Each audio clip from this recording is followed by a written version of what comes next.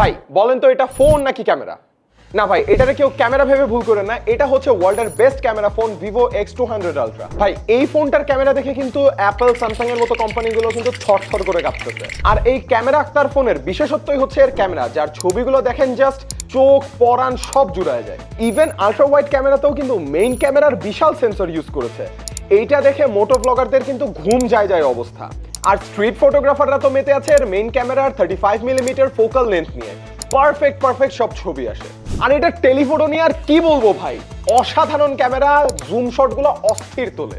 আর যদি 200 মিলিমিটারের telephoto converter use করেন তাহলে তো আর কোনো কথাই নেই। ও আর আপনি কি ভাবতেছেন এই ফোনে ক্যামেরা বাদে আর কিছুই নেই? না ভাই, তাহলে আপনি ভুল।